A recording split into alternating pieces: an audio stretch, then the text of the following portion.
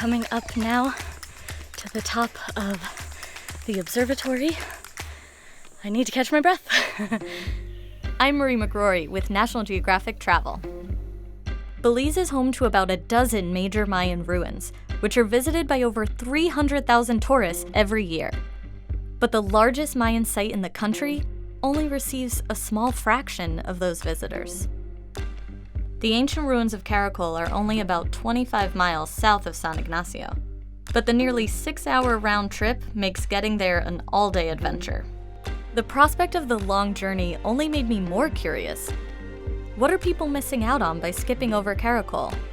I set out to see for myself. About 2 hours into the trip, I took a little detour. We've made a quick pit stop at Rio Frio Caves. The 70-foot arches on either side make it one of Belize's most accessible caves. A little later, I took a quick butterfly breather. This clump of swallowtail butterflies was collecting minerals from the mud in a behavior called puddling. Finally, I arrived at Caracol.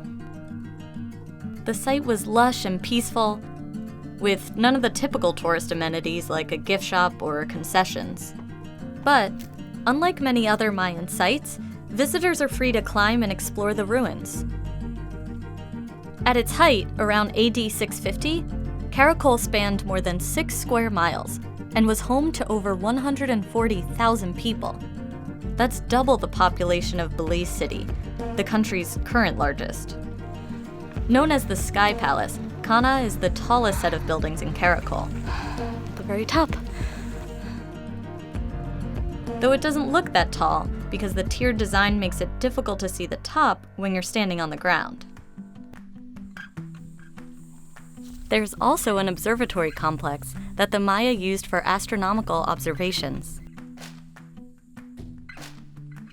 Many of the structures haven't been excavated due to logistical and funding challenges, but you can still make them out underneath mounds of dirt and trees. These extra layers actually help preserve the ruins by protecting them from the elements. Some pieces of history that are easy to see are carvings that are all over the site. The hieroglyphs tell the story of the kingdom by recording significant dates, succession of rulers, or even political intrigue. It's off the beaten path today, but Caracol had a favorable location in the ancient Maya world. It had valuable resources nearby, like stone for making tools and carving monuments, and it had access to trade routes that included the Belize River, which meant they could even have fresh fish at the market. After taking in all the amazing sights, I started back towards San Ignacio. But I made one last stop, at the Rio On pools. It's so nice and cool after a long hot day of walking around. You could either sun on the rocks or slide down them. And just like Caracol, the site was not overrun by tourists. Instead, I spotted a lot of locals enjoying the water. In the end, I realized that even though the trip to Caracol is long, all of the adventures along the way make walking in the footsteps of the ancient Mayans well worth the effort.